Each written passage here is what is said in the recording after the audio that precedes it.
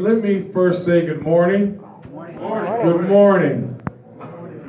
We'll try this one more time like a Baptist preacher. Good morning. There we go, Democrats. I want to make sure I had some Democrats in the room. Hey, look, I'm State Senator Borris Miles, and before I go into my 3 minutes, I want to say thank you for allowing me to be your senator for my first term. It is truly a pleasure and a distinct honor to represent the strongest, the baddest Senate district in the land, SD 13. And I think the question was, again, how do we feel about the session? Did it go our way? And I'll sum it up this way, Gene. Elections matter. We were able to turn 12 seats in the House. And we need 9. Thank you, man. We need 9 more seats, and that's why I'm so passionate about making sure we ain't fighting each other, and we're gonna get these 9. But elections matter. Our Republican colleagues had a less venomous attitude and temperament. They still moved a lot of bad legislation. I'm very proud to be sitting here with 3 members from the House, because let me tell you something. It's great being in the Senate chamber. I've made the transition very well thanks to you all's help. But I can tell you, the line stopped this session in the Texas House. So y'all should give the House representatives a big round of applause. They did the dang on thing, okay? But I do want to let you know that our members, our Republican counterparts in the Senate, at least, were a little less venomous. I sang a song from Sam Cooke to them all the time, every time they did something, that a change is going to come. Okay? And I'm going to give it to you just as bad and as hard as you gave it to me when we have the gavel. But it's an exciting time to be an elected official in the state of Texas. The entire country is watching us right now because, as you all know, as Texas goes, the country goes. And as Texas Democrats sitting in the largest Democratic Senate box for the entire state, that means the entire country falls on our shoulders. Think about that for a second. If the country goes as Texas goes, and Texas goes as SD 13 goes, then we are manipulating the entire democratic process for the country. Keep that in mind, SD 13. Keep that in mind. What do I call y'all now? Southwest Democrats. As of July 1st. Keep that in mind, okay? With that being said, I'll pass the microphone over to my more than qualified, to Dr. Allen, the senior citizen, the senior member. Dr. Allen. Gotta love Dr. Allen.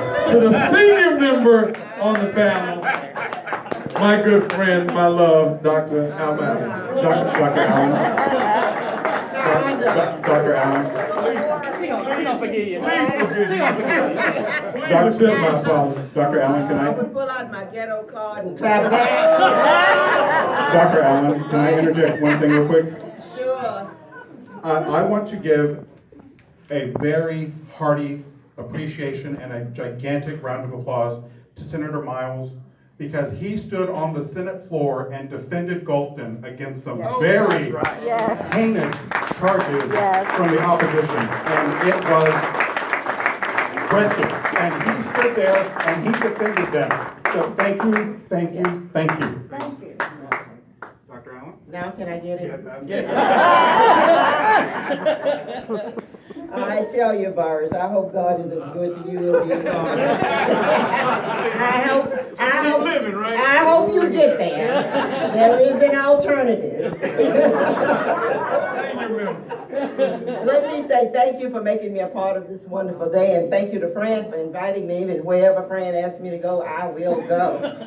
And so this has been a wonderful session this time for me personally as an educator, and I say that with all due respect to all the other things that happened. Yes, there were some really bad things that came out, but as an educator, because for those of you who know me, that I'm an educator by profession. Teacher 14 years, assistant principal 1, principal 16, adjunct professor, blah, blah, blah. And so I'm an educator, so education is really important to me. And what came out this session of the legislature, after not being funded since 2006, no new funds went into the Texas education system since 2006. And so House Bill 3 came out of the session this year, and I'm going to talk about that in depth. I want you to understand that. I just also want to say that I filed some other legislation. I sit on the Education Committee and I sit on the Corrections Committee. Those two are important to me. If we don't educate our children, they're going into the correction system. And so those two are important to me. There's nothing sexy about being on either one because nobody chases you down. If you're on appropriation, people chase you down, give you money, throw you a party, do everything else. Corrections, nobody cares. And I've been on corrections for four sessions. And so we got some good things done, and I'm going to talk about those too after everybody introduces themselves. Yeah. I thought we were going to let the senior members go first. He always thinks this is his area and he can just control it. Oh, I'm still going to get you, Borris. Good morning, y'all. My name is Jon Rosenthal. For those who don't know me very well, because I'm brand new to this, I'm a mechanical engineer from the oil and gas industry, and I have worked in the industry for 25 years.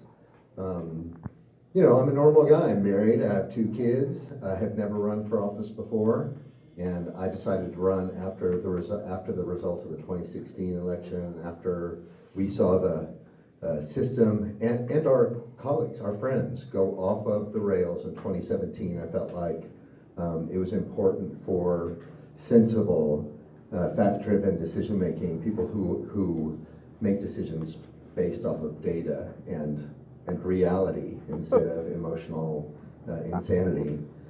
We needed more cooler heads in government, so that's why I decided to run. And I don't know how many know this.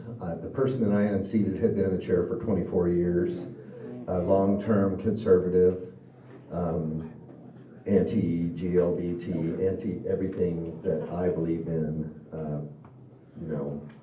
So anyway, historic win. I think I'm the first ever Democrat from my part of town to represent House District 135, which is Jersey Village, Cypress, Copperfield, and a little bit of Katy. So I'm really grateful to be here, and thank you all for inviting me. I'm not going to have the same view as some other folks on this session, because people say, well, how is it in comparison to last time? How is it in comparison to what you had before? I don't know what went before. All I know is what I experienced. And there was good, there was bad, there was ugly, but I think overall we got some good things done. I think the fact that we flipped 12 seats, me being one of them, made a difference. We woke some people up, and they're listening to what we're saying. We had conversations this time that weren't even possible in previous sessions, and it's thanks to the voters for that. Thanks to you all for helping us flip these seats. So all we need, like the good senator here said, all we need is 9 more, and they're not just going to pay attention. We're going to have a whole new agenda in the State House. So help us do it.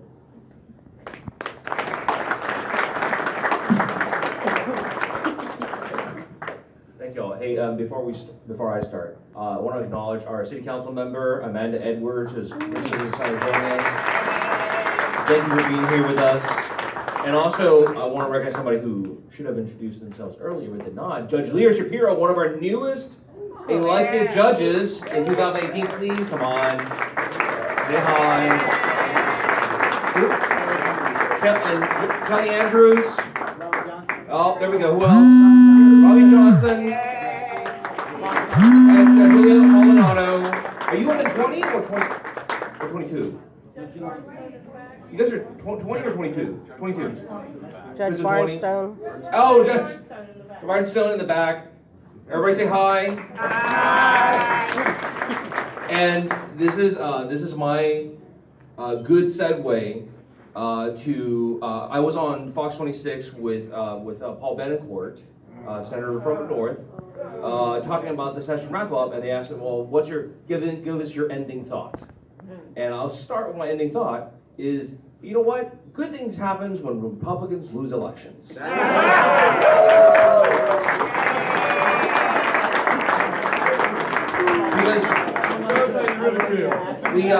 We spent all this time talking about, well, we did all these great things. We did great things for education, great things for teachers. We did great things for retirement systems. We did great things for Harvey, disaster relief, all these things.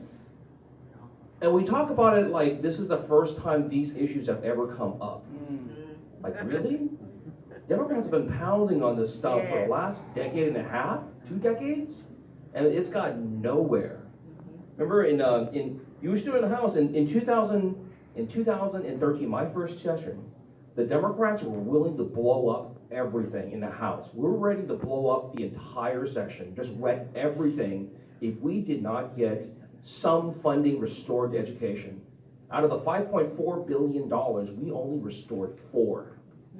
And Democrats were ready to blow everything up if we did not get more than the $1 billion they were ready to return for the 5.4 that they cut. And we're talking about this like, oh, we just newly discovered this. Dude, we've been fighting for this for decades. Yes. And now all of a sudden they want to take credit for it. Yeah. So, but I want to say, look, this would not have happened. None of this stuff would have happened if it was not for y'all. And that is God's honest truth. Like, all of us here, we're just here to push buttons to vote yes or no. But it would not have happened if you guys did not go out there and change votes, right, and help us win elections. It's not because Republicans lost elections that we won. It's because they're afraid to keep losing elections. That they know that they have to make all these changes that people have been demanding for years in order to not keep losing elections. So all I can say is thank y'all. Thank y'all for this, and we really appreciate it. I have 3 different areas that I'm going to talk about. The first section that we're going to talk about is being in the minority, because that feeds into a lot of other things. At the last SD13 meeting, I got a chance to talk to Jon Reynolds, and he said, for them this year in the House, the best offense was good defense. Y'all had to stop a lot of things. So I want to start with that. What was it that y'all were able to kill that you were most proud of, and what really got through that you aren't happy with? If I could. One of the biggest bills that we were able to kill, not in the Senate, but again, I have to give the credit to the House, was the Confederacy bill and the Confederate Monuments bill across this great state of Texas. Myself and Senator Royce took on a 2-hour-long per senator debate with our colleague from the North in Conroe, Senator Brandon Creighton, to help him to understand that there really is no such thing as a Confederate hero.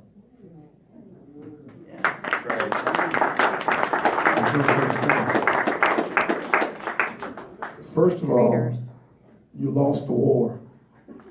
Second of all, you were fighting about slavery. So there can't be no such thing as a Confederate hero in the state of Texas. Many of y'all know, when I was a freshman, my, at that time, 7-year-old son was walking through the Capitol one day, and we were walking down one particular hallway in the Capitol, and there was a picture hanging in the Capitol of an African American who was completely naked with his scrotum hanging, and he had a noose around his neck, and he had 2 white sheriffs standing next to him. And at the bottom of the caption, it said, "Doing God's work." And my 7-year-old son had to bring it to my attention, for which I snatched it off the wall. Still to this day, 12 years later, we still have what I consider, and what any natural person that knows the history of this country would understand, are offensive portraits hanging in our Capitol. Key word, our Capitol, our house.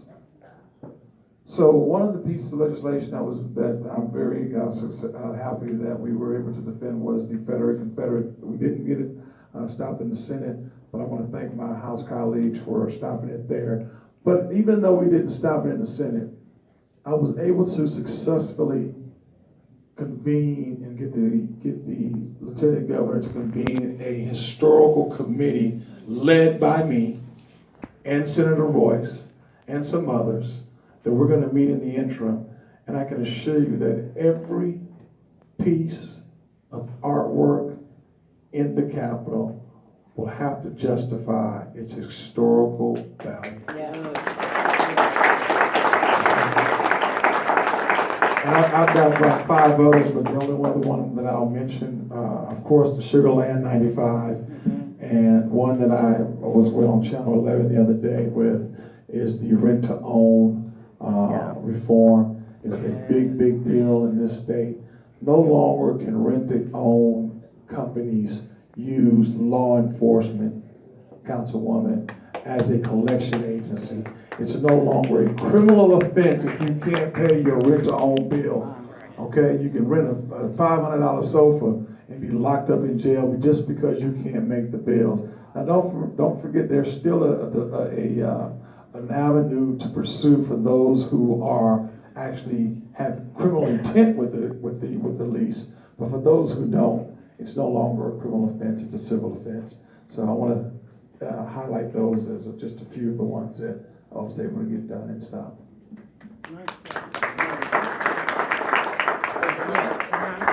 Let's talk about House Bill 9, which we were able to stop. And that is, Senate Bill 9.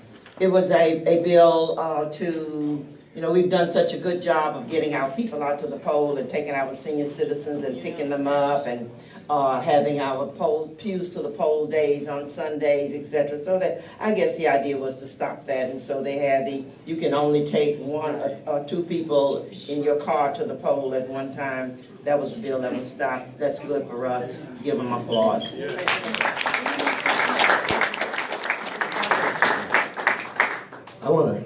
I want to talk about some of the, here's what I see. We had in the previous session major fights over GLBT rights, and this isn't no special rights, this is just human rights. People just want the right to exist, to be recognized, to not have their humanity freaking questioned. So after over 100 bills that were filed last session, this session only 20 anti-LGBT bills were filed. One of those actually got through, and it was watered down to the point where it's not going to be damaging.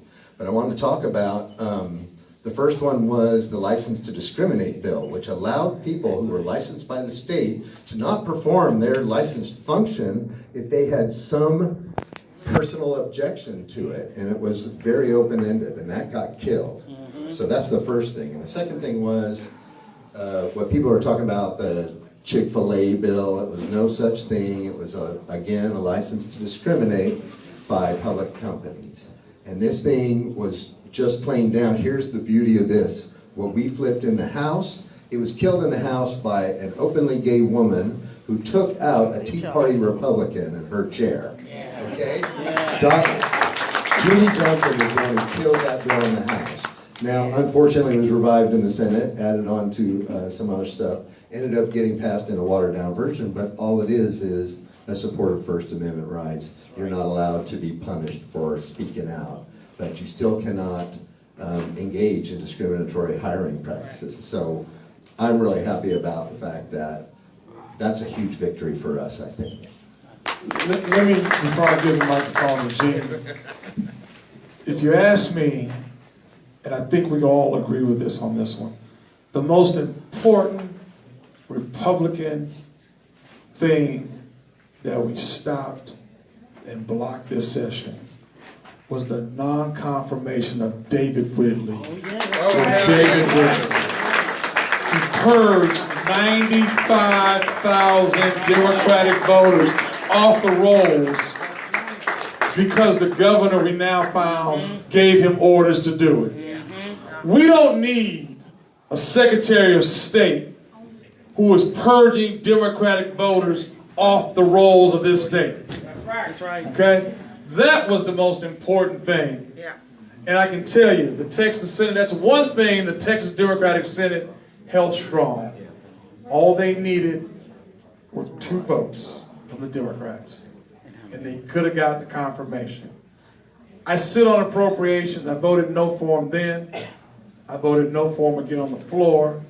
And I can tell you, a lot of good Democratic bills in the Senate have been vetoed in retaliation of not giving the governor what he wanted. All 13 Democrats were personally called into the governor's office and threatened. We held strong. We said no to him, not once, not twice, but 3 times. And today, we do not have David Whitley as our state secretary. I want to answer that right quick. I want to thank Senator Miles and the rest of the Democratic senators. They knew that that was an act of courage. They knew that they were going to get screwed over by our governor. That's the way it went down. They stood strong anyway. Thank you, Senator Miles and the rest of the Democrats, for saving us from a Republican lackey who wanted to purge the government.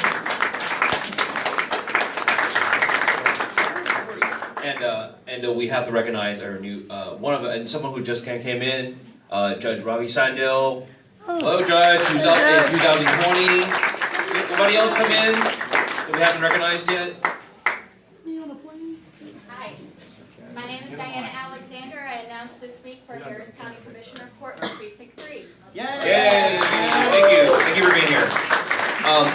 So I have to echo what Dr. Allen says. So for me, look, I care about the LGBT discrimination bills. I care about the abortion bills. I care about this. But look, as a Democrat, as someone who is I'm looking at the long term, the only bill that really mattered to me this session was SB 9, because that would have stopped, greatly blunted our chances of winning in 2020 and on to the future. Because it's easy to pass bills, it's hard to repeal them, right? Especially with Abbott still in the office, who can easily veto bills when we try to fix this stuff, even after we take over the House and Senate. So SB 9 would have been really bad. A lot of it is, there's provisions in it that were going to be grossly unconstitutional. Like the stuff you couldn't choose who you had drive you to the polls. It's just bizarre. I couldn't imagine. I'm not a constitutional lawyer, but even with my basic understanding from law school, it's I don't see how this passes muster. I don't see how this passes. Which is another reason why Texas needs to be back under pre-clearance under DOJ. So, and we're about to get there. And by the way, big Supreme Court cases out this week. Supreme Court ruled against the Virginia and North Carolina, saying that the Republican Party had no standing to sue, so those cases go back. Their ungerrymandered maps stay in place. The Texas lawsuit is still moving forward. The citizenship question is still moving forward. And as something to be part of as Texans, because now we're involved directly, is that because of the redistricting that they did in our state, that the national people got involved, those people, there's new evidence that's now come to light that they sent emails to each other about how they were going to discriminate against the Hispanics and African Americans. All that's coming to light. Since I'm a named plaintiff on that lawsuit, we just got an update saying the judge has now granted the parties to send it back, to have the case brought back from the appellate court for the district court to reopen the case to rehear evidence that shows active, intentional discrimination. So that if this case goes forward and they find another act of active intentional discrimination in terms of this, we could put a lot of these states back under pre-clearance. So, but I just want to quickly say, like, look, there's a lot of stuff that didn't make it, but I think the most important thing that happened that actually may not get noted are not bills that died, but it's all the bills that didn't even get filed. Yes. Because of, so all the stuff, we took out a whole bunch of Republicans. And a lot of them were the ones who would have filed crazy shit, right? And we don't have to even talk about those bills because they were not there to file it. And that's something to be proud of. Yeah. Dr. Allen, I want to start with you on the education funding. Can you talk us through the accomplishment of what you're able to get through the legislature? I'd be glad to. Let's talk about the House Bill 3, and I do have copies of it here because we might not get to everything that's in it and you won't understand everything that's in it, but I have for you here House Bill 3, some other bills, all the bills that I filed, bills that didn't get through, the number of bills that were filed on here, and the amendments that are going to be on the voting for November. So you'll have that, and we probably won't get to talk about that today, but I wanted everybody to have a copy so you can read it because you're smart people. The House Bill 3 reduces the recapture, and I know you heard about HISD having to pay the $215 million back. So it reduces the recapture for the state, and we talk about the state of Texas, and HISD is recaptured. The first year they will pay $0 in recapture, $0. And it will escalate from there, but that's a big hit for HISD to be able to keep $215 million. The other one is an allotment. This is for each child. You know that each child is worth anywhere from $7,000 to $20,000. Every little kid walking around is worth, but the basic allotment for every kid moved from $5,140 to $6,100. So every kid is worth $1,000 more. And while I'm saying that, when a child walks out of the Houston Independent School Districts and walked into a charter or whatever school they go to, keep in mind, walks away with that $7,000 to $20,000. Keep that in mind. I want you to do that. But that also gives teachers an opportunity. The district has more money to allocate for children's courses and programs and whatever they need for them. It also provides for all-day kindergarten. No, the district was paying for half-day kindergarten. The state would pay for the other half. Now the state pays for the whole thing, and HISD gets to keep their money. So, and those are for kids who qualify. That's not for every kid. It's the same qualification as before. The also provide for an incentive program for teachers to go into low-performing schools or difficult-to-teach schools. There's an incentive for that, which will help. There's also an incentive for the reading program. 42% of the children in the state of Texas cannot read by third grade. As an educator, for me, that says that's not their fault, that's our fault. If we have them in pre-K, we have them in K, we have them in 1, we have them in 2, we have them in 3, we've had them 5 years, that's our fault that they can't read. It also says that somebody cannot teach children how to read, and so now there's a program to teach the teachers how to teach the kids how to read. So there's a dyslexia program, and many teachers don't understand dyslexia. Most of us have it at some point or the other. Sometimes it goes crooked on me. And I have a little grand who's dyslexic, but people don't understand dyslexia, so there's money to provide education training for those people who are going to be teaching our kids. There's lots of training money for teachers in the program because, you know, the state of Texas had already cut out all of the professional development money. They cut out the transportation money. Now the transportation money is put back in, and the buses will take kids wherever they need to go. So you have a lot of transportation money. There's also technology money. You know, we had cut out the technology allotment, and so now we can teach our children in the 21st century to get them ready for the 21st century. And don't forget there's going to be all summer school, free summer school for the kids. So that's going to be important. There are lots of other good things in there, but I wanted to highlight those that are the most important, and so those are basically the highlights. And minimal, there's minimal in there, $11.5 billion. Thank you. Senator, you. Tagging on to Dr. Allen's hard work, and believe me, she does a lot of hard work on the education committee. The big picture is Texas is going to increase their funding from 38% to 45% of state funding to our local school districts. They're making up for what Gene talked about earlier. They took, in 2007, they took $5.6 billion, 11 out of education.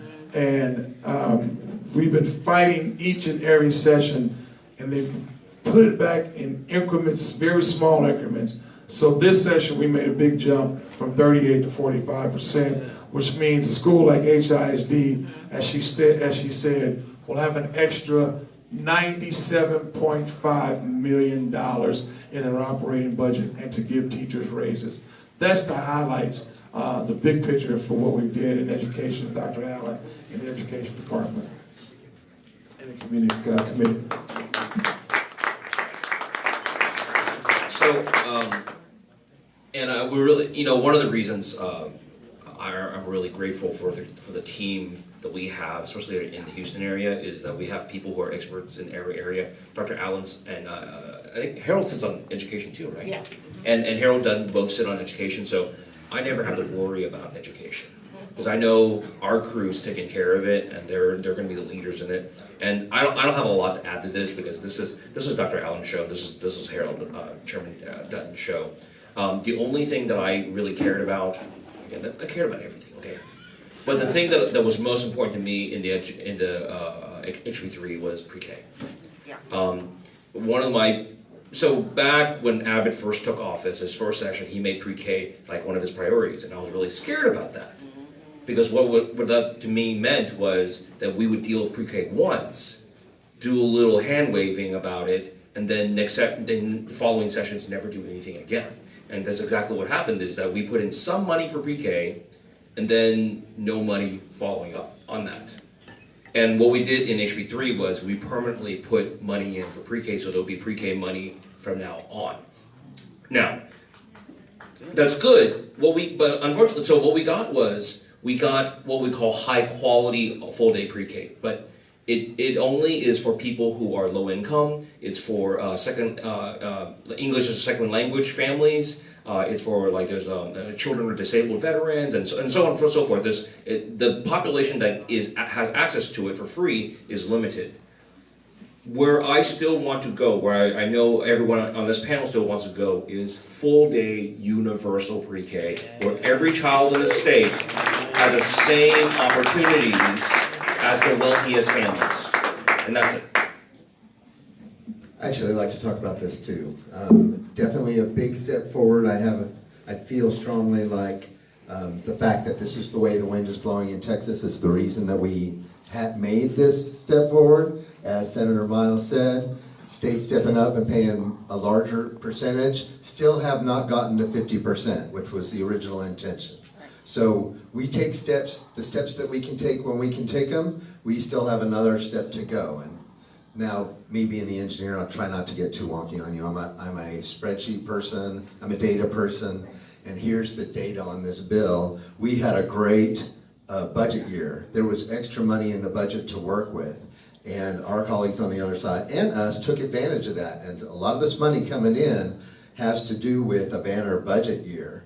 And it's formula funded, which is important. It's not just a one-time thing, it's funded by formula. What that means is, in future years, if we have difficulties with revenue, those funding formulas will provide less. And that's the unfortunate circumstance. So we need to broaden the revenue base, to have a sustainable source to continue increasing the state's share of funding. So anybody out there saying, okay, we did that this time, we did that this time, you'll hear politicians out there saying, we took care of public education last time. It's not done, it's only started. And unless we develop sustainable revenue for this, it ain't gonna continue. So let's make sure that we keep this moving forward. Thank y'all. I want to talk about TxDOT. Let's talk TxDOT because how many of you have heard about the I-45 rebuild? Yeah. It is going to impact affordable housing in Senate District 13.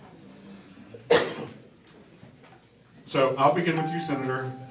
Is it still, no matter what, is TxDOT going forward with this? Before I start in the TxDOT, I'm going to say this is unfortunately going to be the last question I can address because I've got to go back to the other side, the University of Houston. But if you will allow me to do that, I think my office told you that before I got here. I had a very interesting meeting on Monday with Bob Bury in downtown management. What is that? I got to stand. Okay. All right. I had a very interesting meeting down with Bob Bury, who was heading that project up, and his staff, downtown management guys and downtown redevelopment people. I found it very interesting this session that they brought me a bill that they wanted me to pass to increase the property, the hotel and restaurant tax, the hot tax, which I call the vice tax, by the way. It's a hot tax. They wanted me to increase it citywide, statewide, so that they could bring some funding in to fund the $7.5 billion project that's going to be going through Senate District 13. They brought me the bill on the last day of filing bills, Dr. Alma. Okay? And it didn't have the support of the entire Harris County delegation. And actually, it was the first time they'd ever met with me. And it's coming through my district. Okay? So we met after session, understanding that the bulk, 90% of that money is going to be state-funded money. And this is how I describe it. Probably $6 billion of that is the Christmas tree, which are the TxDOT highways. The other 1.5 billion, here, give it a take here, is what I call the Christmas tree ornaments. The parks and the green space that they want to put around and on top of these freeways. There are some national organizations that say this is the biggest waste of taxpayers' money in the country. If you let our downtown people tell you, and if you look at the propaganda and the pamphlets that they have put together, they do a great job of selling you, saying, if we don't have it in Texas, we're going to have a transportation. If we don't take this and do this in Houston, we're going to have a real transportation issue. I'm still torn. Will it happen? TxDOT's going to go forward with their project. The Christmas tree is going to be done. Will the ornaments be on the Christmas tree? Like we as Houstonians want to make sure that we have adequate green space and not just a lot of concrete highways? That's up to us. Okay? TxDOT's going to go through with it.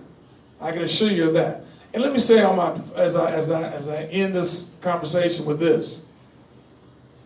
In about next 60 days, my office is going to be hosting, probably at Texas Southern University of Houston, a Texas appointment and board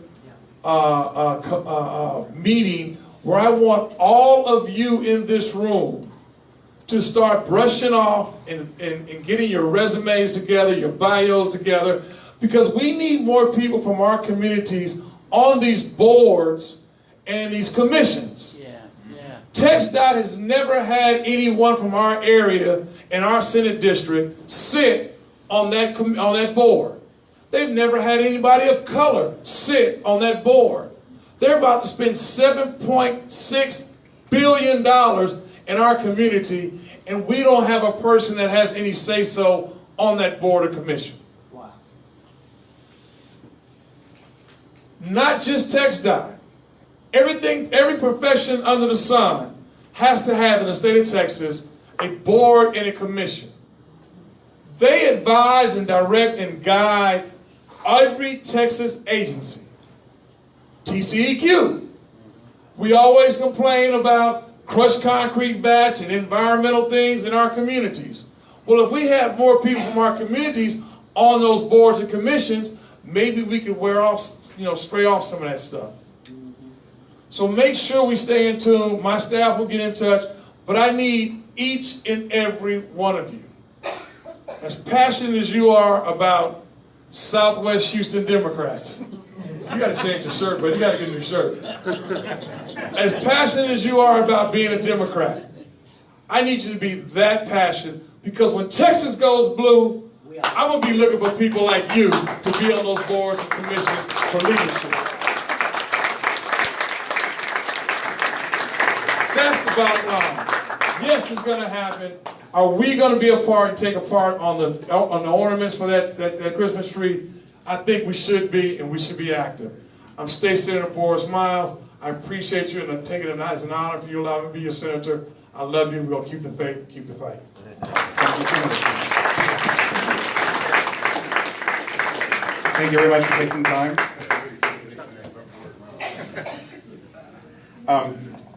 Do either any of you want to talk about TxDOT funding in general, or the I-45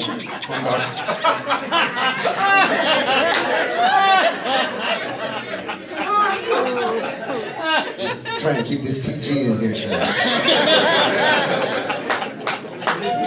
I would like to talk about it a little bit. So one of the areas of concern with this construction is the environmental impact, and not just on the environment, but our air quality.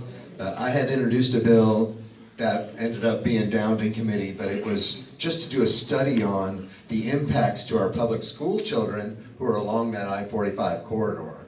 And there's something like, I believe there's 6 high schools going to be affected by dust and additional emissions from automobiles. And so your current majority in the House refused to even take up a conversation about studying it. So engineer wants to study and act on facts. Other side doesn't even want to study. So that's where we got to go. We need to work with data, and we want to have our children and our schools be first up in everything we consider. Thank you. I want to talk about women's health real quick, and the national conversation, and several of the things that Texas used to be known for were some of the most draconian women's health bills around. Did any of that happen this time? Dr. Allen, you want to go first? No, go ahead. Okay. And this is one of the places where I really, what I was talking about earlier, is that a lot of those bills, a lot of the stuff didn't even get filed. We could have seen in Alabama, we could have seen Missouri, we could have seen a whole bunch of other same kind of bills. It didn't happen. And you would expect Texas, you would expect that to happen. It didn't, because they know what's up. Yeah. All right. The Republican majorities in those other states are much more secure. They're a lot less secure here. They're like, we want to go back, and I want to hit this point again and again. We only need 9 more in the House to take the majority, but we're targeting at least 17 seats. Okay. There are around 7 seats right now, 7 seats in the state that basically won by less than a point. That the Republicans won by less than a point, or something like that, with that margin of error. And so they know that every time they put these bills up for a vote, that they not only lose, that they make Democrats more mad, they make us more emboldened, that it turns off moderates, and makes moderates vote Democrat, that it even turns off moderate Republican women, who say, this is too far, I can't do this anymore, I'm not going to go block walk, I'm not going to donate, I'm going to even vote vote Democrat. And so the only thing that they got through that was of any real significance was the born alive crap. Okay, and this is if a baby is born who was intended to be aborted is born alive, then if the doctor kills that baby after the baby is born alive, then it's a crime. It's like, wait, that's already homicide. If anything is born, if any person is born alive and then they are killed, that is just homicide, period.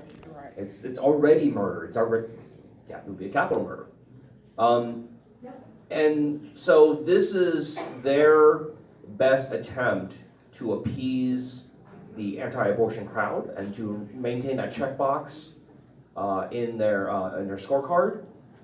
But at the same, but this is the thing that they felt like was the thing that could get them the check mark without raising the ire of their supporters and raising and getting Democrats even more mad. So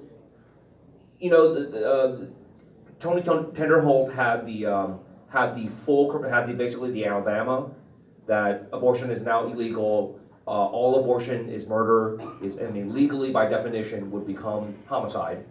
And it was supposed to not even get a hearing, which if they were smart, they wouldn't even given it a hearing, because they've never give those bills hearings in the past. And instead they gave it a hearing, and it was a bloody mess. No pun intended. I mean, it was just a mess, and it made people mad on both sides. And they should have, if they were smart, they would have just not given it a hearing. Say, oh, I don't know, we can't get it together. We would not have the hearing. But anyways, so the short end of it is that not much got through. That's about it. I mean, actually, there's one more. So there are a couple of things that I think dramatically affect our action on women's health in the state of Texas. And the first one was all right, so I joined the Women's Health Caucus, became the treasurer. I didn't think I should run for president because the chair needs to be a woman of that, but a very strong group, and this group worked together to combat some of the more egregious things that went through. But we did have two things happen. So the first was on budget night, which is a really big deal, and the Democrats proposed a budget amendment to expand Medicaid in Texas, to accept the federal expansion.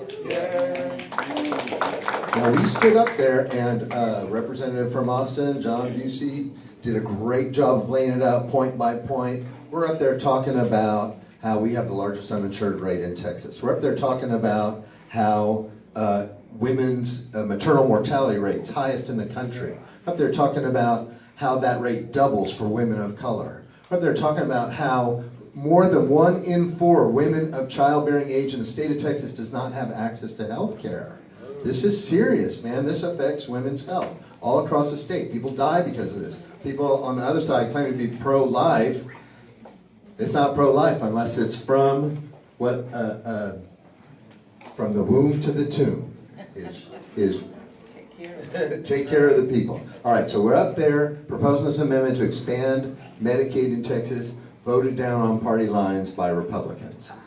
Straight party line vote. And not only did they vote it down, there was a group of them in the middle of the room actually openly mocking us for this. And I just didn't even know how to process that in the morning. We're in the middle of a big, long, 15, 18-hour day on the House floor. Everyone's exhausted, everyone's tired. These people freaking laughing about the fact that women are dying in this state, and they're going to vote down this amendment on party lines. So that's the first one.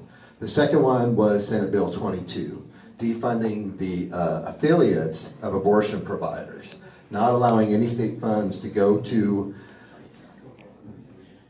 organizations that provide access to health care, affordable access to health care primarily for women. I actually spoke about this on the House floor when it was going down. I spoke against this bill because all it does is further reduce access to health care. And this went on party line vote again. So, Republicans can use it as a talking point if they want to. For me, it just reduces access to health care. More women die, more babies die because we continue to attack these organizations. And really, most of what they do is provide affordable health care, affordable prenatal care, cervical cancer screenings, all kinds of stuff like that. It's a travesty that they continue to defund these organizations. And so until we have a Democratic majority in the House, that's what you are going to see from our colleagues across the aisle. They will continue to refuse money. Who knows why you refuse $10 billion a freaking year in healthcare assistance from the federal government. You know what I mean? I mean, it's absolutely mind-boggling. So with the situation that we're facing in Texas, if we want to address our healthcare, if we want to address our women's healthcare, we need a Democratic majority. Note cards are going around if y'all want to write down questions to go to the panel right now. Absolutely. Yeah, may I talk about two bills that I want to get out Go ahead. there because I want people to help me get the message out about these two bills. It has nothing to do with the women's health care. But I want to talk about the licensure bill and for formerly incarcerated persons who, when they train them and when they're incarcerated, they teach them how to do hair, they teach them how to cut hair, they teach them how to do plumbing, they teach them how to do welding. When you come out, you can't get a license, so you can't get a job. And so now the bill has passed. Leash passed the bill. I carried the bill 4 times in the House, and he asked if he could carry it this time, and I said yes, by any means necessary. I need to get the bill passed, and so he carried it, and we carried. I was a joint author on the bill, and so now if you can get a license to do the things that you need to do. So I need you to go out and take that message because people don't know it and they will not advertise it and say you can do it because they want to keep you, those persons in positions to recidivize so they can take them back to prison and pay $6 a day for persons incarcerated, $38 a day to educate a child. Might have gone up just a couple of dollars this time, but $38 to educate a child. The second bill I want to talk about is those persons who are still owe a debt to the state, but you're on probation and you have to go and see your parole officer ever so often. And if your parole officer wants you to come in at 11 o'clock and you said, I have a job, my boss won't let me off, and they'll say to you, well, you make a decision on to whether you want a job or you want to go back to prison, or my professor won't let me out for that. Then you can do your business now by Skype, by Facebook, FaceTime, phone call. So that way people can keep their dignity and keep their jobs and in a less of a position to recidivize and go back to prison. I really want to get those two things on the table. And then I wanted in the audience, and I see some retired teachers in the audience. Any retired teachers in the audience? Yes, you're going to get your $2,000, your 13th check in December. I just want you to know that, okay? Call me when you get your check. We're going to eat a hamburger, okay? I apologize, but I'm going to make y'all squirm just a little bit on this question. Because I'm not expecting them to answer it, but I want this out there. Okay, it's out there. There is a certain representative from 134 who tends to get a lot of passes for her stances. And if we're targeting 9 seats, and she gets cover for her stances on women's health and for her LGBT rights, but she was the co-sponsor of SB4, and tomorrow we are hearing about possible ICE raids. So, they're not waiting for tomorrow and for today. Okay, they have already started. So, my question, if we are being honest about the 9 seats we need to flip, and she sits in Harris County, Is she on the list? is she on the list? Gotta be. Gotta be. Gotta be. So I'll field that so my colleagues don't have to deal with this. Whoa. Let's just, everybody chill for a second, okay, and just listen. We don't talk about this stuff publicly, all right? So sort of like, this is the God's honest truth, okay? So there's an unspoken rule, and it's not really that unspoken, that the members don't campaign against other members, okay? as a public face. But I'll tell you this just straight up, and this is not a secret or anything. We need 9 seats to win the majority. The Democrats, the Texas Democrat Party, the House Democrats, and everyone else that's operating in concert are targeting 17 seats, okay? I will let you do the math on that yourself and answer that question for yourself. We don't openly talk about who we're going after. We don't openly talk about what strategies we're going to use, right? Because you don't talk about your strategies and what you're going to do. So, secondly, it is not about what we do as members. It is about what voters do. Okay? So what we say we're going to do, who we're supporting, all that stuff, none of that matters. It's what voters do. We didn't give 134. We didn't give Sarah a pass. Okay?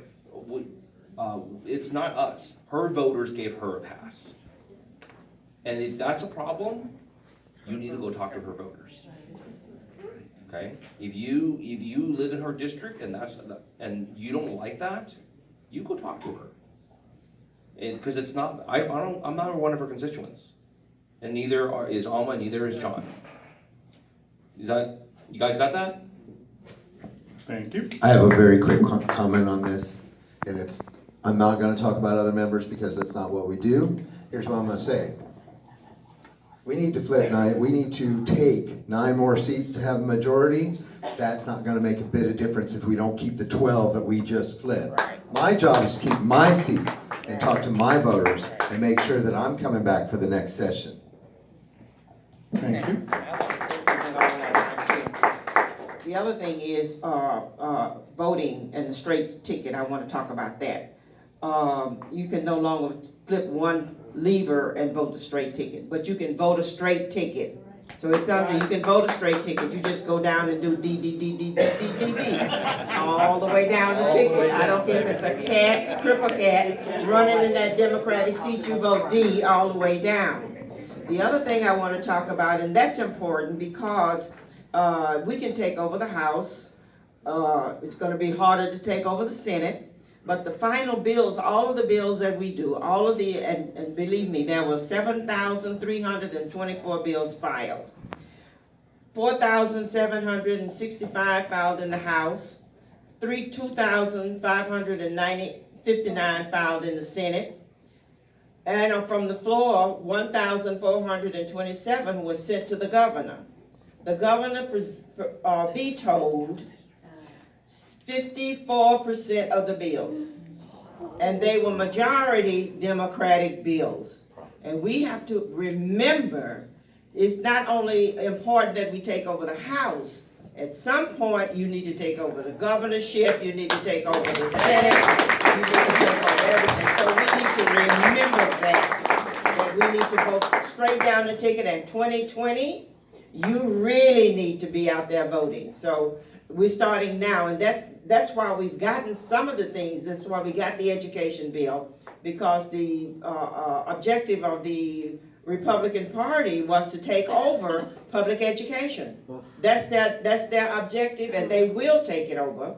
They have strategies to take it over. 25% of the students in the school system will be in private, public, or charter schools by 25. So they're on the move, and they're putting people in. So we need to remember that you are the most important people in this equation, because you are the people who will make the difference at the polls. When we get there, we have to work with just what we have. So voters, it's important. Don't let the long line stop you when you go in 2020. We got to look for 2020, and you need to be out there rallying people right now for 2020. So I had to say that because I want you to remember we need to change it up and down the spectrum. House, Senate, Governor's office. Thank you. Thank you.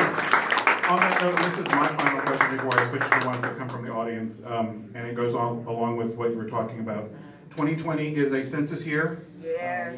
The census is April 1. Yes. It dictates all of the redistricting that will happen in the Yes. 2021 pledge. Have there been any conversations, or are y'all just kind of waiting to see No. what? Go ahead. I'm not waiting. I'm encouraging all of you to do your census because it impacted my district and a lot of other districts last time we took the census. When I'll just explain it. It's just the teacher in me. I'm sorry. Last time we took the census, we had 27 million Texans. We divide that by the number of House members that we have, 150. That says we should have 160,000 constituents in each district.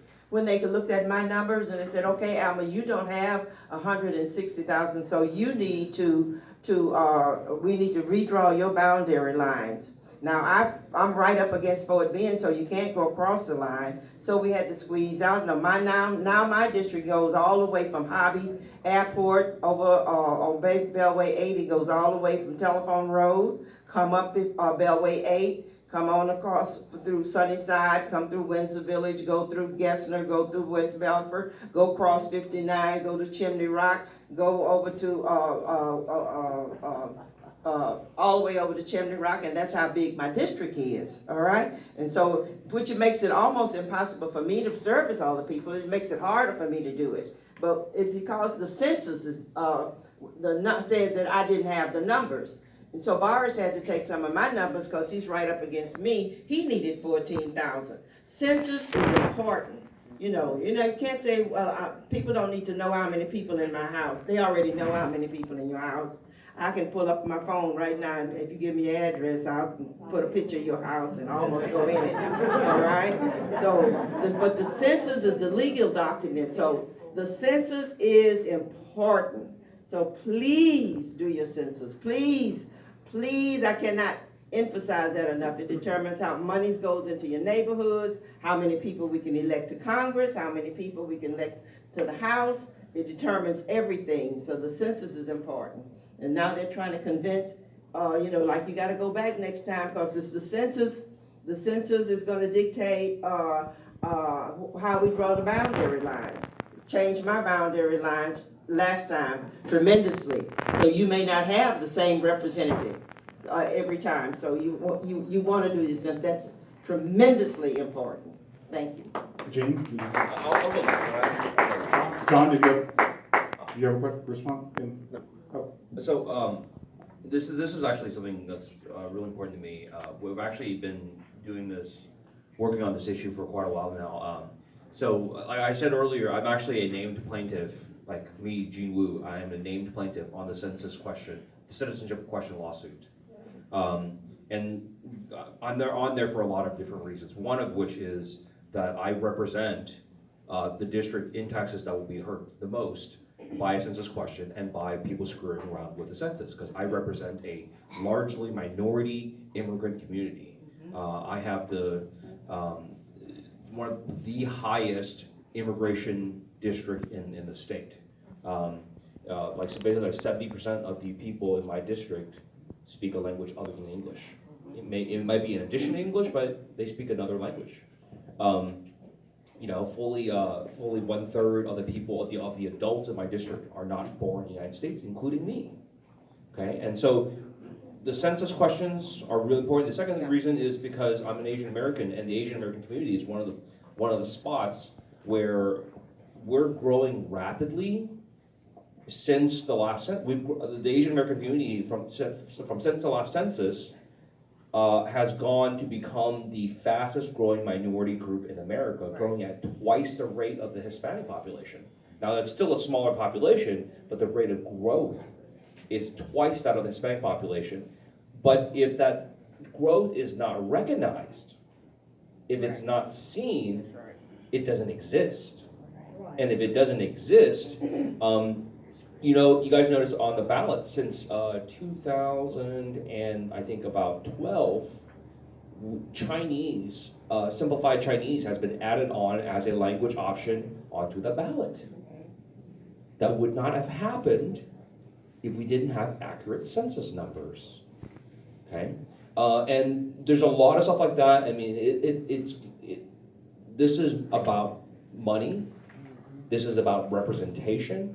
So, by all conventional estimates, Texas is supposed to get at least 3 more congressional seats because of our growth. If they screw around with the census successfully, and I mean like they win on the citizenship question, they slow roll the census rollout. They screw around with it. They underfunded. Trump administration finds ways to undercut the U.S. Census Department from doing their job. Right. We may be down to only 1 seat, and all those additional seats are supposed to be in the Valley, in Dallas area, and in Houston. That's where the growth is. So they know those are Democratic seats. So, you know, we're doing, and here's, I'll end with this. Even if the Trump administration and the state of Texas don't do anything, maybe they might even be doing things to actively harm the census, that does not mean that our community cannot come together and find things to do to help. I'm already talking to donors about helping privately fund census outreach. We can do that. If we as Sharpstown Democrats, Southwest Democrats, whatever it is, Maryland Democrats, everybody, road women, want to get together and say, look, we're going to join the census effort and volunteer our time. We're going to sit at the mall and remind people to answer census questions, remind people to answer the door when they knock. We're going to remind people all these stuff. We're going to go out to do stuff for free on our own. We're going to go volunteer and do all this stuff. We're going to go knock on doors. And by the way, the census workers, if you want to be workers, actually the job pays really well. So if you're looking for work when we start doing the census, keep an eye on that. That's actually a really well-paid job. But we can also volunteer. You can also do the stuff for free if you want. What month does it start? It's going to be about, I think, mid-2020. They're hiring right now. They should be hiring right now, yeah. So we can register voters at the same time we sign up for census? I'm not sure you can. I don't want to answer that because, look, the census stuff has very, very strict rules. It's all federal. It's under very, very strict, non-interpretable guidelines. They do not like people screwing around with it for obvious reasons. It has to be super, super duper nonpartisan, and all these other things. But, you know, yeah. Yeah, I do have a comment about census. So first, from the engineer's perspective, you're not making sensible decisions unless they're driven by data. And if the data isn't accurate, you're not making good decisions because it's not based in reality. So that's first. Second is, we have populations moving around and growing. One of the precincts in my district has I believe, the fastest growing Latino population of any precinct in the state. Now, when you have a citizenship question on the census, it doesn't just affect the folks who are immigrants. Their families are afraid to answer. You know, it is a dramatic suppression of the actual data. And the last thing I'm going to say about this is, if we truly believe in representative democracy, that means you need representatives who accurately represent their populations of their constituents. And unless you have that data stuff accurate, you don't get it. So I think we are the majority. Democrats are already the majority. They certainly are in my district. We want to make sure everybody gets counted. On that note, I do want to plug on July 11th at Bayland Community Center at 6:30 to 8:30, a number of clubs are sponsoring Houston Come to Our Census because this is so important. I've been pounding on this since January with Otis and with Christian Menifee at HBAD, with so many people. We already block walk a lot. I am perfectly willing to go and wear out another pair of shoes and tell them, please fill this out. So please, I'm just plugging this real quick, July 11th at Bayline Community Center, Houston Come to Our Census, because it is that critical. Let me tell you how critical it is. One last comment. There are some people who believe that gerrymandering is the single greatest threat to representative democracy. Anybody in this room think that's possibly true? Come on now. If we don't get our lines drawn fairly, we're going to be screwed for representation, and that's in the long term. Okay, first question from the audience. What do you think about the spirit of HB 3 regarding teacher pay raises? The spirit of it? Oh, I think it's a good spirit for teacher pay. Teachers are getting $4,000. But and let me, because I know there's a big controversy right now in HISD about the pay raises. But let me just explain how the money was supposed to be allocated. It requires the districts to dedicate 30% of the increase to pay raises.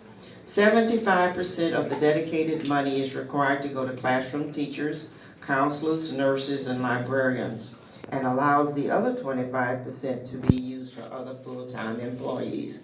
So it should be spread across the board.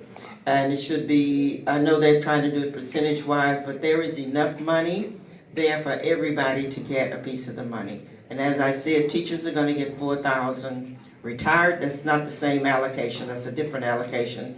But retired teachers are going to get $2,000 plus $100 a month for your insurance to help you with your pay your insurance. So I think it's a good thing, and people need to do it fairly. Anyone else? No, I think the way the House had worked it out, the way our education committee had worked out, was very good. It was very smart the way they did it.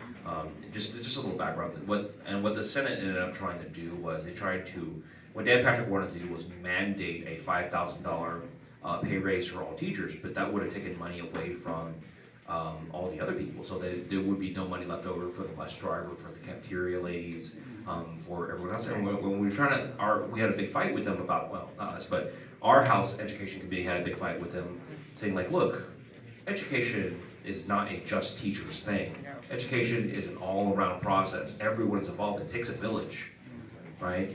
And so that's one fight that I was getting really nervous about, because I know, like, a lot of teachers would have loved to have more money, to be promised more money overall. But I'm really, really proud of all the coalition, of all the teachers groups who came together and said, you know what, no, we appreciate the increase that we're going to get on the House bill, and we think that our partners in the education process deserve a raise too, and this is not just us, and we're all in this together. So I'm really, really proud of that. I filed a separate bill for the bus drivers and cafeteria workers to get the $15 an hour, but the compromise was we'll take off $1,000 so that everybody gets something, and everybody should be getting something. As a former principal, you know, you have to work together. The cafeteria work is just as important as the custodian. The custodian is just as important as the principal. Everybody's important in that equation, and so I wanted everybody to get some money, and we did fight for it, okay? The next question is on health insurance. Texas has too many uninsured residents. What can be done? Besides accepting the Medicaid expansion? So that's the first thing that we can do. There's more that can be done, though, because we can study where the cost drivers of this are. One of the biggest problems with insurance, and again, numbers person here, is the exorbitant costs that we're paying for health care. And that's what drives the cost of insurance. It's what drives the inaccessibility. So we look at those cost drivers. I think there's room for improvement. And then, of course, I'm a Medicare for all person. Anybody that tells you that that's too expensive is not looking at what it costs right now. So the folks that say we can't afford $32 trillion in 10 years, you just tell them we're on a track to spend $40 trillion in the next 10 years on this privately run healthcare for profit. Profiting off the illness of others is just plain immoral.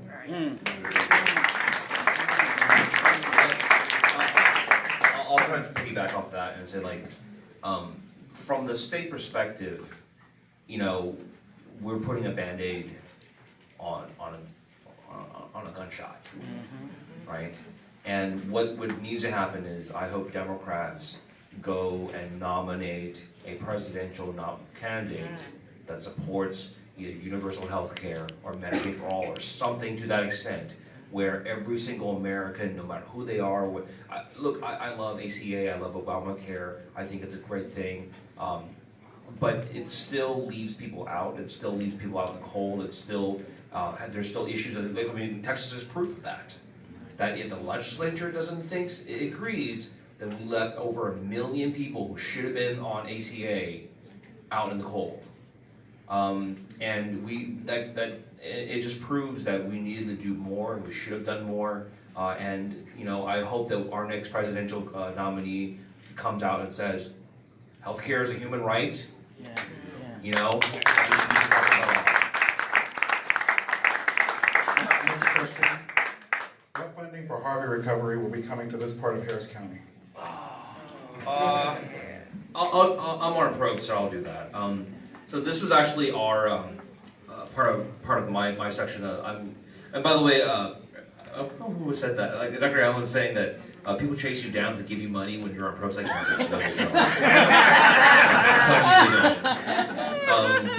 If anything, they chase you down asking for money. Why do I want to have a go?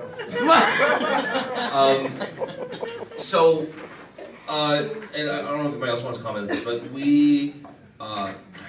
it's hard to answer. This is like a 3-hour answer. Yeah.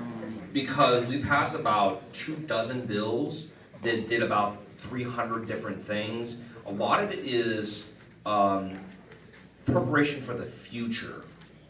The money that's going to come for Harvey is already on its way. It's from the feds. The big problem is just like Superstorm Sandy, just like after Ike, just like after Katrina, it takes like forever for federal money to come down. What we did, and I'm blanking on because we passed so many bills. We did have a few bills that did what's called gap funding, and I'm pretty sure the governor signed it, which would allow cities and counties to essentially borrow money from the state if there's already federal money coming. Because the federal money may take 2 years to get here, but the counties can say, look, can we just borrow this money from the state for us to start these projects, get them going, and then as soon as the federal money comes in, we just pay you back, plus whatever minor interest that money would have accrued had you guys been having it, so we don't screw the state over. It should have been like a zero something. I'm pretty sure the governor signed it. I can't imagine he wouldn't. But a lot of what we did, a lot of stuff that we passed is preparation for the future. The stuff the money is supposed to be coming for Harvey relief is more or less on the way, right? And I know that's not necessarily comforting to a lot of people, but yeah.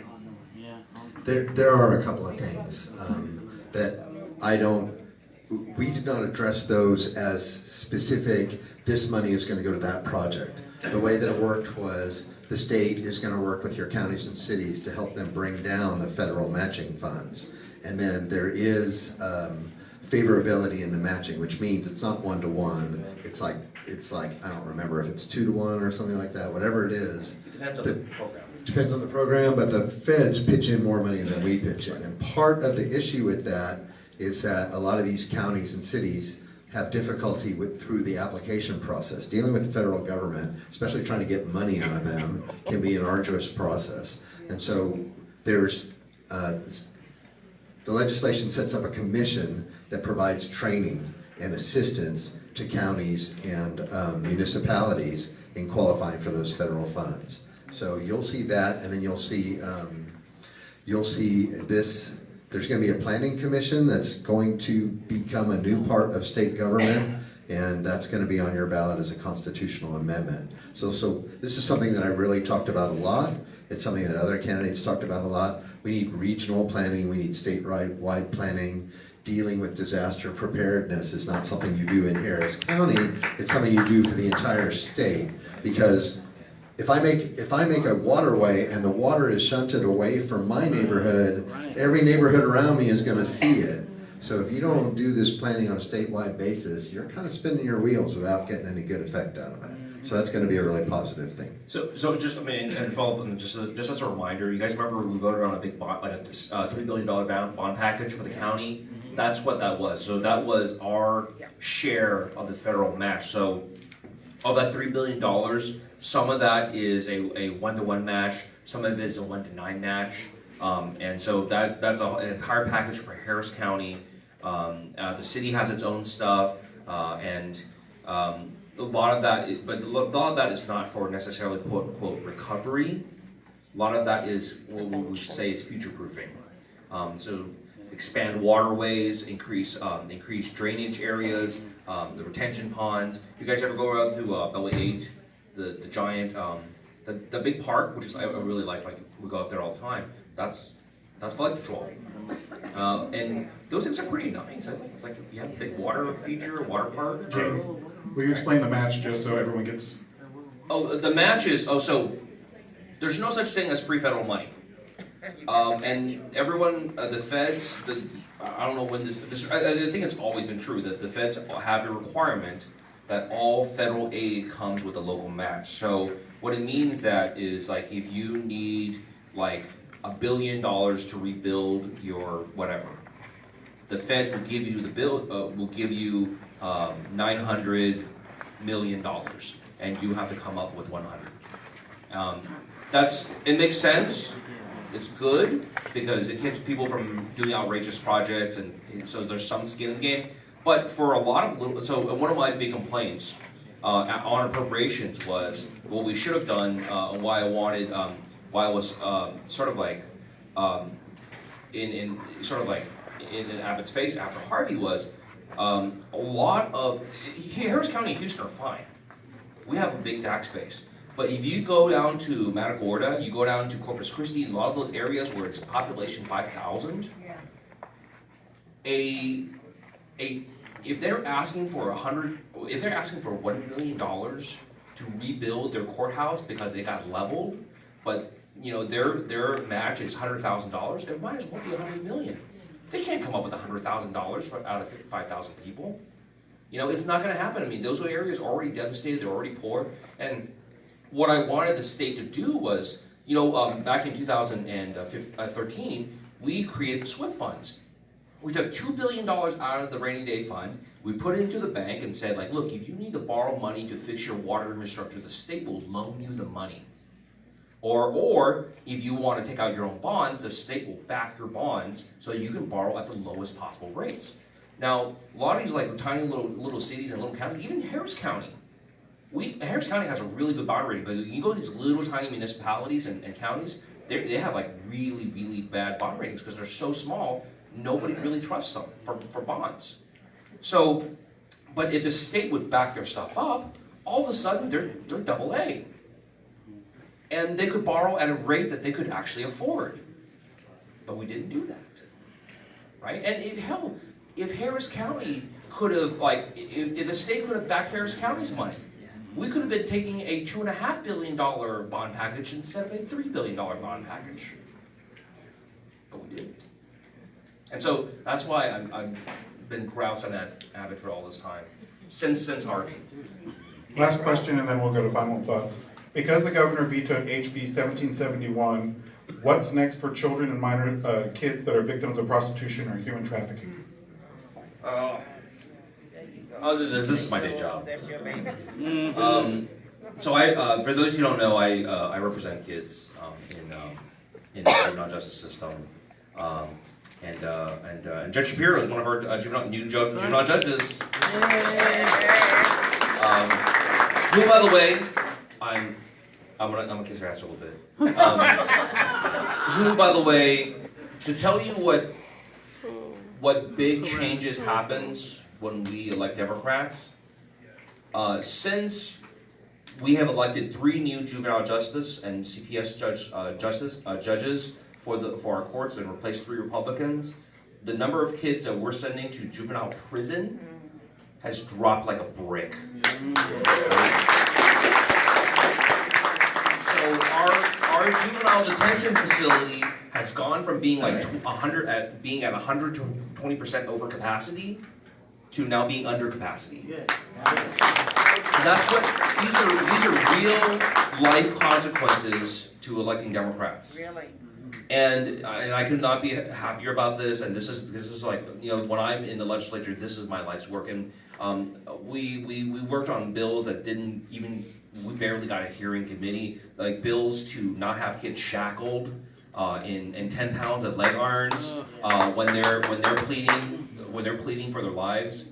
And you know what? We couldn't get that bill out of committee, but our judges, Judge Shapiro, is taking it on herself. She's making that change without state law change. That's the stuff that matters. So, just a little background. Back in 2010, Ann Johnson, who, by the way, is running in 134,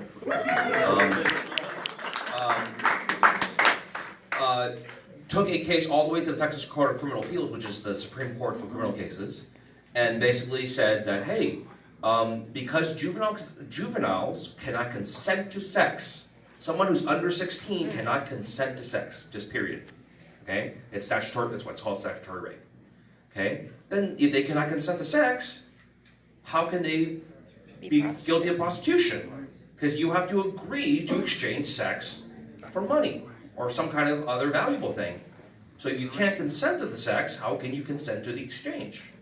And the court says, you're absolutely right, and said kids that are under 16 cannot be charged with should not be charged with prostitution.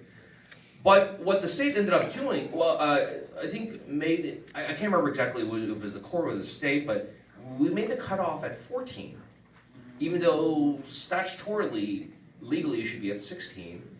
And some of it was like, well, we need to find some way to deal with it. And it was complicated. I passed a bill in 15 that said that CPS could take kids who are being trafficked as one of the reasons that you could remove a child and take a child into custody immediately.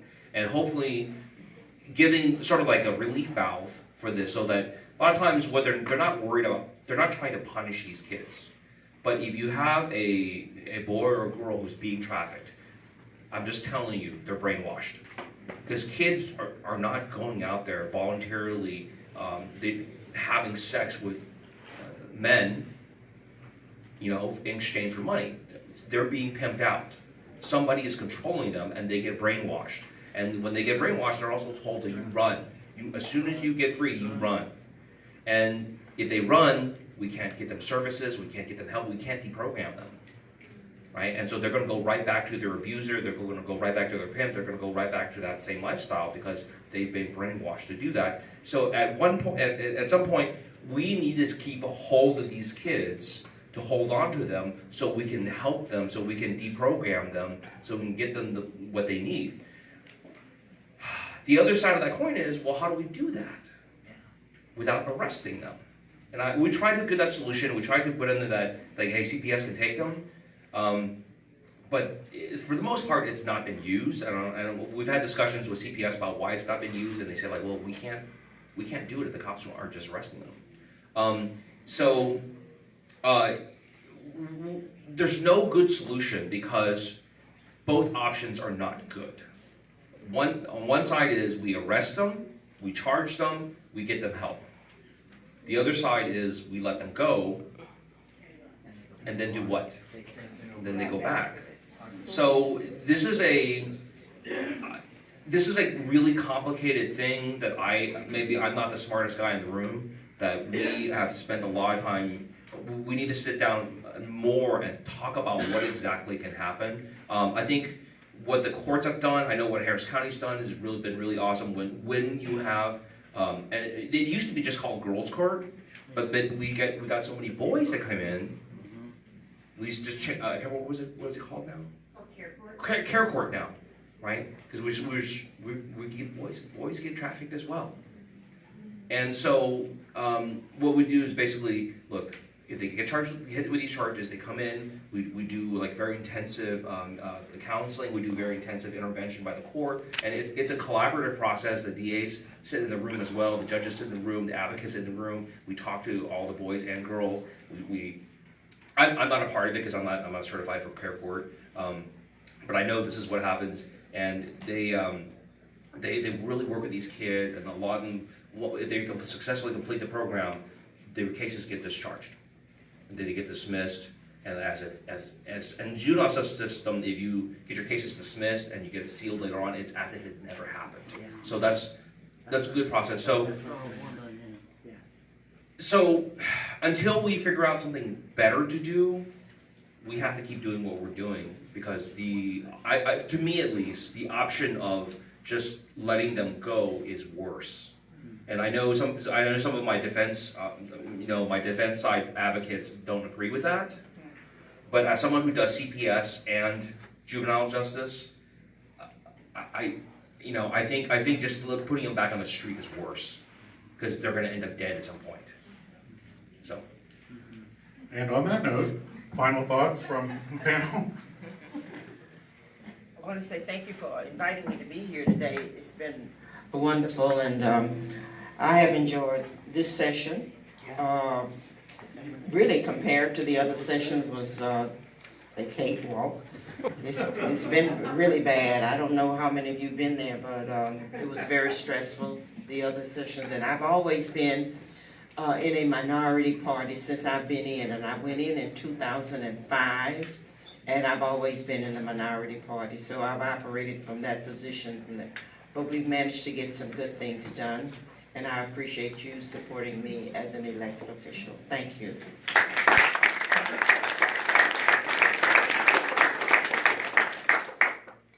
Thank you. First, thank you all very much for inviting me, for letting us have our say here. As a freshman this time, and the Legislative Study Group Freshman of the Year, but that actually was a great honor for me, because of it's a nonpartisan group. It's a policy analysis group. So while I'm considered to be one of the most progressive people in the House, to me, it's not about progressive versus conservative. It's about being pragmatic. It's about good policy. Right. So pragmatic progressive, I'm driven by good policy. And so that's why I feel the pain of the members who have been in the minority for several sessions, because bad policy gets forced by the majority if they have it. And so that's why we have to continue the process. I think that's the way the wind is blowing in Texas. We saw a number of races get narrow. No Democrats in the state of Texas lost ground in a House race in 2018. Not one. So all those races get narrow. That's people seeing that progressive policies and progressive ideals are better for the people, and that's what we need to continue to pursue. So it's been a real honor this session to work with some really great people, and even though I built friendships and admire some people on the other side, until we're in the majority, we're going to continue to get some bullshit policies passed in Texas. And I really want to take the time to praise not only Dr. Allen for we have, so like the Democratic caucus in the House, and I can't speak for Senate because I only really know the House, but the Democratic caucus in the House sort of like is made up of like a lot of old timers, and people have been there forever, and people have been just like all chairmen, chairwomen, and then like a lot of like new people. So we have a lot of freshmen and a lot of sophomores, and I cannot sing like the praises of our more senior members who have really led the House, who have really like gone in as the icebreaker, marching through and driving stuff out, but at the same time. And I don't say this lightly. You guys know me. I don't BS y'all about stuff. But I could not be more proud of the freshman class that came in.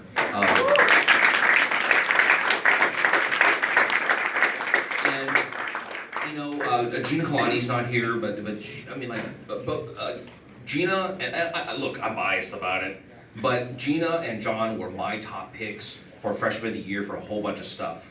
And not just because they're our newish Harris County members, but because they were just outstanding members, even as freshmen. Okay? And most of the times, look, in like you read Texas Tribune and all this other stuff, it's like, well, freshmen are like children, they're to be seen and not heard. But our freshmen got out there and took battles on with battle chairmen. Okay? And we won sometimes. Right? And I'm really so proud of them that we have this incredible group of Democrats that got elected statewide that took out like crazy ass Republicans, and we replaced them with smart innovative, very carefully thinking members, freshman members, who came out and just were rock stars across the board. Yeah. And you can say, well, it's not just a Democratic or Republican thing. Just as members, they contributed and they added to the process more so than the people they replaced. So anyways, I'll end with what I began with. Good things happen when Republicans lose elections. Let's give a round of applause for all of the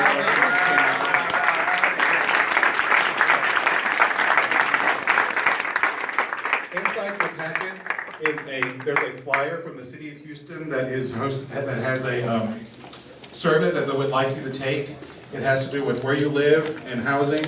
They are trying to gather more data in the Housing and Community Development Department because they actually have funds to allocate to do certain programs. So please take those surveys, share them with everybody. It's vitally important that these get shared. Yes, sir. I just wanted to speak for one minute, if I could.